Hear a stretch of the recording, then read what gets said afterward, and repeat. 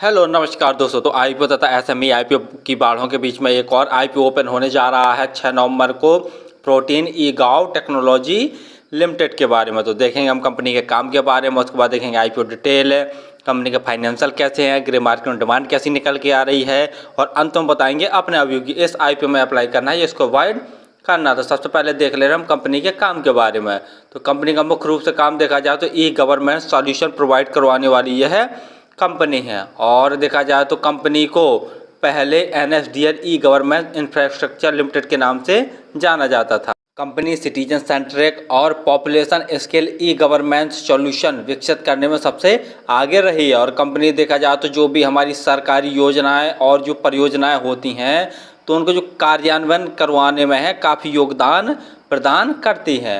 और साथ में देख लिया जाए तो कंपनी ने अभी तक दिसंबर 2022 तक देख लिया जाए तो कई मंत्रालयों में 19 से अधिक परियोजनाओं को सफलतापूर्वक इम्प्लीमेंट और मैनेज किया है। यानी देखा जाए तो जो भी सरकारी योजनाएं वगैरह होती हैं तो उनको कार्यान्वयन यानी क्रियान्वयन कैसे किया जाएगा और उनका डिजिटलाइजेशन कैसे किया जाएगा, तो इस प्रकार की ये जो सुविधाएं होती हैं वो प्रोवाइड करवाती है। जैसे भारत में इनकम टैक्स को मॉडर्न बनाने के लिए जो पैन कार्ड जारी करने वाली जैसी परियोजनाएं हैं तो इनको शुरू करने में इस कंपनी ने महत्वपूर्ण भूमिका निभाई है। और भी जो दूसरा देखे दे रहे हैं जैसे जो अटल पेंशन योजना है तो इसका क्रियान्वयन और डिजिटलाइजेशन कैसे करना है, तो इसमें भी इस कंपनी ने काफ़ी महत्वपूर्ण भूमिका निभाई है।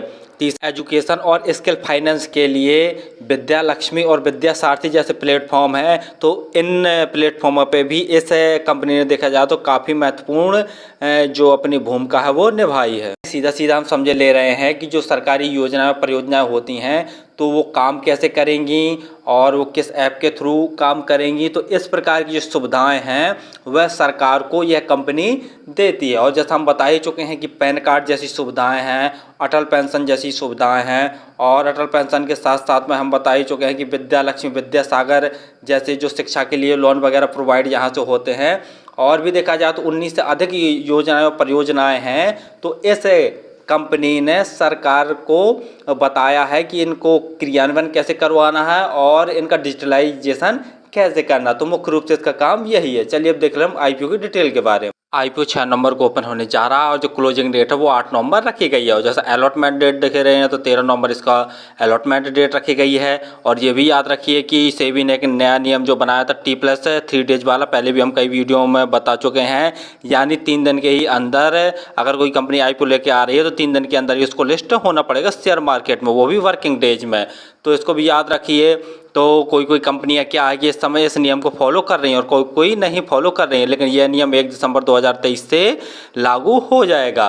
तो देखा जाए तो हो सकता है कि जो अलॉटमेंट है इससे पहले भी आ सकता है, तो इसको याद रखिए। और जो रिफंड है यदि आपको आईपीओ अलॉट नहीं होता तो 15 नवंबर तक आपके पैसे रिफंड आपके अकाउंट में वापस आ जाएंगे। और लिस्टिंग डेट है तो 17 नवंबर इसकी लिस्टिंग डेट रखी गई है। और जैसा देख ले यदि रिटेल कैटेगरी में आप एक लॉट अप्लाई करना चाहते हैं तो उसके लिए आपको 14,256 रुपये खर्च करने पड़ेंगे। रिटेल कैटेगरी में मैक्सिमम 14 लॉट अप्लाई कर सकते हैं।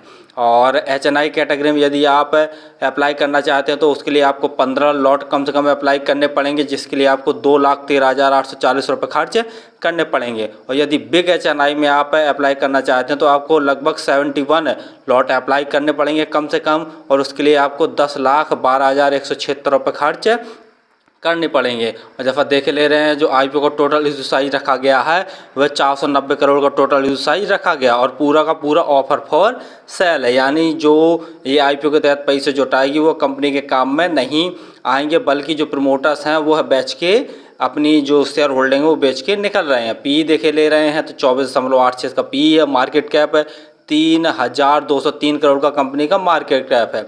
आरओई देखते हैं 12.49%, आरओसी 16.13%, यानी आरओई और आरओसी देखा जाए तो काफ़ी दमदार है। फाइनेंशियल देख ले रहे हैं, लेकिन फाइनेंशियल देखने से पहले आप हमारे चैनल को सब्सक्राइब कर लें ताकि आपको समय समय पर आईपीओ संबंधी जानकारी, एसएमई आईपीओ संबंधी जानकारी तथा शेयर मार्केट संबंधी जानकारी मिलती रहे। तो कंपनी की जो एसेट्स हैं साल दर साल लगातार बढ़ रहे हैं। रेवेन्यू की बात करते हैं और जो ऑल अमाउंट्स हैं इन करोड़ में दिए हुए हैं। तो मार्च 2021 में कंपनी का रेवेन्यू देखते हैं तो लगभग 652 करोड़ था और मार्च 2022 में बढ़कर कंपनी का जो रेवेन्यू था वो 770 करोड़ का हो गया। मार्च 2023 में देखते हैं तो मामूली सी बढ़त देखने को मिली है इनके रेवेन्यू में।